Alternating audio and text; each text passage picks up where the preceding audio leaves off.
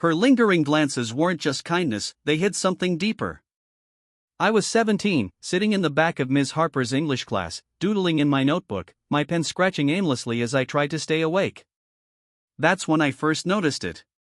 The way her eyes would find me, hold just a second too long, then dart away like she'd been caught stealing something precious. It wasn't the kind of look a teacher gives a student. It was something else. Something that made my stomach twist, not in fear, but in a way I couldn't name, like a knot tightening in my chest. I told myself I was imagining it, my teenage brain playing tricks on me. I mean, she was my teacher, mid-30s, married, with a soft voice that could make Shakespeare sound like a love letter whispered just for you.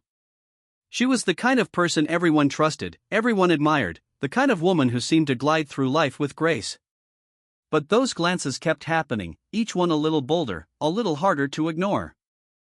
A brush of her hand when she handed back my essay, her fingers lingering on the paper just a moment too long. A smile that felt too personal, too warm, like it was meant only for me. I started staying late after class, not because I needed help with my work, but because I wanted to know, was this real? Was I crazy? Was I seeing something that wasn't there, or was there a spark in her eyes that matched the one growing in me? Then, one rainy afternoon, when the classroom was empty and the sound of rain pattered against the windows, I found it. A folded piece of paper tucked into my backpack, her neat handwriting scrawled across it, *, you're more than you know. I see you. *, my heart stopped, the world narrowing to that single piece of paper in my shaking hands. This wasn't a grade or a pep talk about my potential. This was a confession, raw and unguarded. My teacher *, was crossing a line that could ruin us both. I should have thrown it away, torn it to pieces, told someone, anyone, and walked out of her class to never look back. But I didn't. I kept that note, hid it in my drawer, and read it over and over under the dim light of my bedside lamp, each word pulling me deeper into something I couldn't control.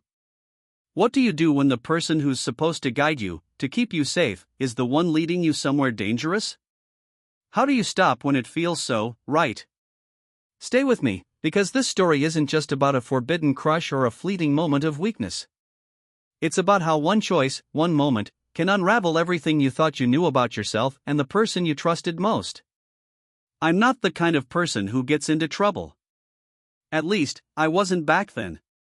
My name's Alex, and at 17, I was just another kid trying to survive senior year in a small town outside Seattle, where the days blurred into gray skies and routine. My life was boring, predictable: school, a part-time job steaming milk at a coffee shop, and a mom who worked night shifts at the hospital, leaving me to fend for myself most evenings. I wasn't popular, but I wasn't a loner either. I kept my head down, got decent grades, and dreamed of getting out of that town, maybe going to college somewhere big, somewhere alive. English was my favorite class, not because I loved books or cared about symbolism, but because of Ms. Harper. Everyone loved her. She wasn't like the other teachers, all stiff and burned out, droning through lesson plans like they were serving a sentence. She was alive. Her laugh was warm, filling the room like sunlight, and her stories about her college days, wild nights in Boston, sneaking into bars with fake IDs, were funny, human, relatable. She had this way of making you feel like you mattered, like your thoughts were worth hearing. When she read poetry, her voice would soften, each word deliberate, and it felt like she was speaking just to you, unraveling some secret hidden in the lines. I think that's why I noticed her eyes on me that first time. It was October, and we were dissecting The Great Gatsby, talking about love and obsession, how they blur into each other. She asked me what I thought, her gaze steady, and when I stumbled through some half-baked answer about Gatsby's desperation, she smiled like I'd said something profound, like I'd cracked open a truth no one else saw. That's when I felt it, a spark, a pull, something I couldn't explain, like a thread tying me to her. At first, I thought it was just me, my imagination running wild. I was a teenager, all hormones and confusion, my head a mess of daydreams and insecurities. Maybe I was projecting, seeing things that weren't there, building a fantasy out of nothing. Ms. Harper was married, after all. I'd seen her husband pick her up once after school, the tall guy in a press suit, driving a sleek black car that looked out of place in our rundown parking lot. They looked perfect together, like they belonged in a magazine spread, all polished and untouchable. But then there were the moments that didn't add up, the ones that made my heart race and my mind spiral. Like when she'd call on me in class, her voice just a touch softer than when she spoke to others, almost intimate. Or when she'd ask me to stay after to discuss my writing, even though my essays were average at best, nothing worth lingering over. I started to wonder if I was special to her, if she saw something in me that no one else did. It's a dangerous thought, isn't it? When you're 17 and someone like her, someone older, wiser, untouchable, starts treating you like you're more than just a kid in a desk. It's intoxicating, like a drug you didn't know you were craving until it's in your veins. The unease started small, creeping in like fog. I'd catch her watching me in the hallway, her expression unreadable, like she was trying to solve a puzzle. Once, when I dropped my pencil during class, it rolled under her desk, and she picked it up, handing it back to me with a smile, her fingers brushing mine for just a moment too long. I told myself it was nothing, an accident, but my heart pounded so hard I thought everyone could hear it. I started paying attention to her in ways I hadn't before, noticing the details I'd ignored, like the way her dark hair was always pulled back in a loose bun, a few strands escaping to frame her face, or how her glasses would slip down her nose when she was deep in thought, grading papers. I felt guilty for noticing, for letting my eyes linger, but I couldn't stop. It was like she'd woken something in me, something I didn't know was there. And then there was the note. That damn note. Asterisk, you're more than you know. I see you. Asterisk, I found it after class, tucked into the side pocket of my backpack like a secret she couldn't say out loud. I read it in my room that night, my hands trembling, the words blurring as I tried to make sense of them. Was this a mistake? A prank? Or was she saying something she could never admit in the light of day? I didn't know what to do, but I knew I couldn't ignore it. Something was starting, something forbidden, and I was too curious, too drawn in, to turn back. That note changed everything, rewiring my brain, making me hyper-aware of her every move. I started looking for signs, overanalyzing every word she said, every glance she threw my way. Was she just being kind, like she was with everyone, or was there more? I'd stay late after class, pretending I needed help with assignments, but really, I was testing her, trying to see how far this would go. She'd lean over my desk, pointing out a line in my essay, her voice low and warm, her perfume, something soft, like lavender, lingering in the air. It felt like a game, but one where neither of us admitted we were playing, both of us tiptoeing around the truth. I'd catch her staring when she thought I wasn't looking, her eyes soft and unguarded, and when I'd meet her gaze, she'd blush, laugh it off, and change the subject. But the tension was there, growing heavier every day, like a storm building on the horizon. I started to crave it, the way my pulse would spike when she said my name, the way her smile felt like a secret meant just for me. It was wrong, I knew it was wrong, deep in my bones, but it felt like the only thing that mattered, the only thing that made me feel alive in that sleepy little town. One day, she asked me to help her carry a stack of books to her car after school. It was innocent enough, other students had done it before, lugging boxes of textbooks or old novels to the parking lot. But when we got there, she didn't rush to leave like I expected. She leaned against her car, her arms crossed, the late afternoon sun catching the edges of her hair. She asked me about my plans after graduation, her voice casual but her eyes intense, like she was searching for something in my answer. I mumbled something vague about college, maybe moving to the city, my words tripping over each other. She nodded, her gaze never leaving mine. "You're different, Alex," she said quietly, almost like she was talking to herself. "You don't see it, but I do." My throat went dry, my heart hammering so loud I was sure she could hear it. I wanted to ask what she meant, to make her spell it out, but the words wouldn't come. She reached out, just for a second, her hand hovering like she was going to touch my arm, then pulled back sharply. "I shouldn't have said that," she muttered, her voice tight, and she turned away, climbing into her car and driving off. I stood there in the empty parking lot, frozen, my heart pounding so hard I thought it might burst, the air heavy with what she didn't say. The notes kept coming after that, each one a little bolder, a little more dangerous. At first, they were small, a post-it left on my desk with a quote from a poem we'd read in class, or a scribbled "great work today" on my homework, even though my answers were nothing special. But then they changed, became something more. One said, asterisk, "I think about you more than I should." Asterisk another, asterisk, "Sometimes I wish we'd met in a different life." Asterisk, I hid them in a shoebox under my bed, my secret treasure, rereading them at night when the house was quiet, trying to make sense of what was happening. I was scared, my stomach churning with guilt every time I touched those notes, but I was also thrilled, electrified. I felt chosen, special, like I was part of something bigger than my boring life, something that made my heart race and my dreams vivid. But the guilt was there too, gnawing at me like a splinter under my skin. She was my teacher. She was married. This wasn't some romantic movie with a neat ending, this was real, messy, and dangerous, with consequences I couldn't fully grasp. I started to notice cracks in her perfect facade, little signs that something was wrong. She'd look tired in class, her eyes red and puffy like she hadn't slept, her usual energy dimmed. Once, I overheard her arguing with someone on the phone in her office, her voice sharp and strained, not the soft, warm tone I was used to. I wondered if it was her husband, if he suspected something, if it was about me. The thought made me sick, a cold knot of fear in my gut, but it also made me feel powerful, like I had some kind of hold over her, like I was more than just a kid in her class. I hated myself for thinking that, for letting that thought take root, but I couldn't stop it. I started pushing boundaries, testing how far I could go, lingering longer after class, asking personal questions that had nothing to do with school. "Are you happy, Ms. Harper?"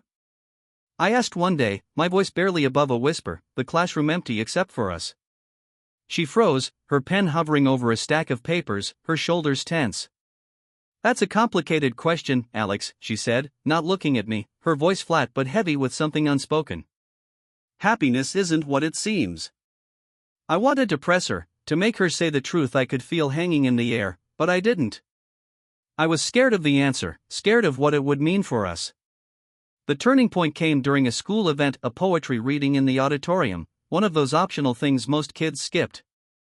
I'd written something for extra credit, a poem about longing, about wanting something you can't have, the words spilling out of me late at night when I couldn't sleep. I didn't say it was about her, but I think she knew, felt it in the way the lines ached with unspoken desire. When I finished reading, my voice shaky, the room was quiet, the kind of silence that feels alive with tension. Her eyes were on me, unblinking, like I'd ripped open a secret we'd both been keeping. After, she pulled me aside in the hallway, the fluorescent lights harsh against her pale face. "That was beautiful," she said, her voice trembling, barely holding together. "But it's dangerous to feel so much." I didn't know if she was talking about the poem or us, the line between them blurred. Before I could respond, she pressed another note into my hand, her fingers trembling against mine. Asterisk, meet me at the coffee shop on Elm Street tomorrow. 7 p.m. Please. Asterisk, my world tilted, the ground unsteady beneath me. This wasn't just glances or notes anymore, this was a step we couldn't undo, a line we were about to cross. I should have said no, should have torn up the note and told someone, my mom, a counselor, anyone. But all I could think was, asterisk, she wants me. She sees me, asterisk, and I wanted to be seen, more than I'd ever wanted anything. The coffee shop was quiet when I walked in, the kind of place with dim lights and soft music, where people go to disappear into their laptops or whispered conversations. I saw her in the corner, tucked into a booth, wearing a sweater instead of her usual teacher clothes, her dark hair down for the first time, cascading over her shoulders. She looked younger, more vulnerable, but also more real, like the Miss Harper I knew from class was a mask she'd taken off. I sat across from her, my hands sweaty, my mind racing, every nerve on edge. "I shouldn't be here," she said right away, her voice low, her eyes darting to the door like she expected someone to burst in. "Then why are you?" I asked, bolder than I felt, my voice steady despite the chaos in my chest. She looked at me, her eyes full of something I couldn't read, pain, maybe, or fear, or something deeper, something that scared her as much as it scared me. "Because I can't stop thinking about you," she said, so quietly I almost missed it, her words hanging in the air like a confession she couldn't take back. My heart stopped, time slowing down, the world shrinking to just us in that dimly lit booth. This was it, the truth, out loud, no more hiding behind glances or notes. I wanted to say I felt the same, that I thought about her every night, that her smile was the only thing that made my days bearable, but the words caught in my throat, choked by fear and guilt and something I couldn't name. Instead, I reached for her hand under the table, my fingers brushing hers, tentative at first. She didn't pull away, her hand warm and steady against mine, and for a moment, it felt like we were the only two people in the world. We didn't talk about school or her husband or the fact that this was wrong, that we were breaking every rule that kept the world in order. We talked about books we loved, music that made us feel alive, the dreams we had when we were younger, before life got complicated. It felt normal, like we were just two people connecting, not a teacher and a student, not a married woman and a kid who didn't know better. But the whole time, I could feel the weight of what we were doing, like a shadow hovering over us. When we left, she hugged me, a quick, desperate hug, her arms tight around me like she was afraid to let go. "This can't happen again," she whispered, her breath warm against my ear, but her voice didn't sound convinced, like she was trying to convince herself more than me. I walked home in a daze, the rain soaking through my jacket, replaying every word, every touch, my heart pounding with a mix of exhilaration and dread. I was falling for her, falling hard, and I didn't know how to stop, didn't know if I wanted to. The next weeks were a blur of stolen moments, each one pushing us further into something we couldn't control. A brush of hands in the hallway, her fingers grazing mine as she passed me a book. A note slipped into my locker, her handwriting now as familiar as my own, saying things like "you make me feel seen" or "I wish things were different." We met at the coffee shop again, then at a park outside town where no one would recognize us, sitting on a bench under the cover of trees, our voices low, our words careful but heavy with meaning. Each time, the line between right and wrong blurred a little more, until it was hard to see where it had been in the first place. She told me about her life, pieces she'd never shared in class. Her marriage wasn't what it seemed, she said. Her husband was distant, always working, always gone, leaving her feeling invisible, like she was just a prop in his perfect life. I listened, my heart aching for her, but also for myself, because I wanted to be the one who made her feel seen, who made her happy. But I was 17, still figuring out who I was, and I didn't know how to fix someone else's broken life, didn't know if I should even try. The tension kept building, a tightrope we were both walking, knowing one misstep could bring it all crashing down. I started skipping other classes to spend more time with her, telling my teachers I was sick or had appointments, my grades slipping as I got lost in her. I'd lie to my mom about where I was, saying I was studying at the library when I was really meeting Ms. Harper in secret. She'd text me from a burner phone she'd bought just for this, short messages that lit up my phone and my heart. "I'm thinking of you, be careful, Alex." I lived for those texts, checking my phone obsessively, but they also scared me, a reminder of how real this was getting, how far we'd gone. What were we doing? Where was this going? I didn't have answers, but I couldn't stop, couldn't pull myself away from the pull of her. One night, she asked me to meet her at a motel on the edge of town, a place with flickering neon signs and cracked asphalt. I froze when I read the message, my hands trembling as I stared at my phone. This wasn't a coffee shop or a park, places where we could pretend we were just talking. This was real, physical, undeniable, a line we hadn't crossed yet. I went, because I couldn't not go, because the thought of her waiting for me was stronger than the fear screaming in my head. When I got there, she was pacing the small, dimly lit room, her eyes wild, her hair loose and messy. "I don't know what I'm doing," she said, tears streaming down her face, her voice breaking. I need you." We didn't do anything that night, not like you're probably thinking. We just sat on the bed, talking, holding each other, her head resting on my shoulder as she cried, like we could pretend the world outside didn't exist, like we could stay in that room forever. But it did exist, and it was closing in, the weight of reality pressing against us. Rumors started at school, whispers I couldn't ignore. Kids noticed I was staying late too often, that Ms. Harper was different with me, her smile softer, her attention lingering. A friend pulled me aside one day, his voice low, asking if something was going on, his eyes searching mine for the truth. I laughed it off, my stomach churning, my face hot with guilt. Then her husband showed up at school one day, his face like stone, his eyes scanning the hallways like he was looking for something or someone. He didn't look at me, but I felt his presence, a cold weight that followed me home. That night, she texted me from the burner phone, "We have to stop. He knows something." I didn't sleep, my mind racing with anger, fear, heartbreak. I wanted to fight for her, to tell her we could figure it out, but what could I do? I was a kid, barely 18 now, and she was my teacher, a married woman with a life I couldn't touch. The world wasn't on our side, and I was starting to see how much we stood to lose. It ended as suddenly as it started, like a flame snuffed out. One day, Ms. Harper didn't show up to class. A substitute took over, some guy who didn't know our names, and whispers spread through the room that she'd taken a leave of absence, no explanation given. I tried texting her, my fingers shaking as I typed, but the number was disconnected, the messages bouncing back like they'd never existed. I went to the coffee shop, sat in our booth, hoping she'd show up, but it was empty. I drove to the park, walked the paths we'd taken, but she wasn't there. I even drove past her house one night, my heart pounding, feeling like some kind of stalker, but the windows were dark, the driveway empty. She was gone, like she'd never been real. A week later, I got an email, not from her school account, but a random one, a string of numbers and letters that meant nothing. It was short, just a few lines, *, I'm sorry, Alex. I never meant to hurt you. I'm leaving. Don't look for me. Asterisk attached was a photo from the poetry reading, my face blurred but hers clear, her smile brighter than I'd ever seen it, like she'd been happy in that moment, truly happy. I deleted it, my hands shaking, but not before it burned into my memory, her face a ghost I couldn't shake. I found out later, through hushed conversations and snippets of gossip, that she'd resigned, moved out of state, left everything behind. Her husband filed for divorce, the rumors said, and the school moved on, replacing her with a new teacher who didn't know the weight of what had happened. The whispers at school died down, but I carried them with me, a heavy ache that didn't fade. I graduated, went to college, tried to move on, to build a life that wasn't defined by her.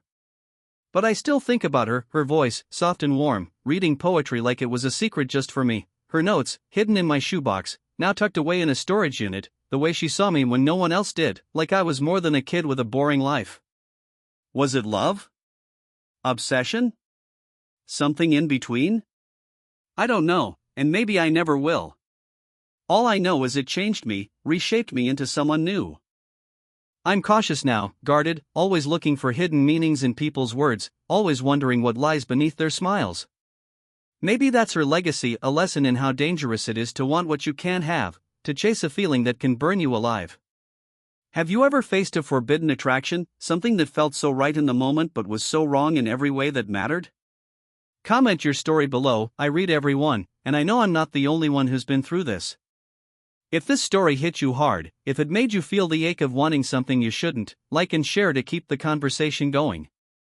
And subscribe for more stories that dig into the messy, complicated truth of what it means to feel too much, to love too deeply, to cross lines you can't uncross.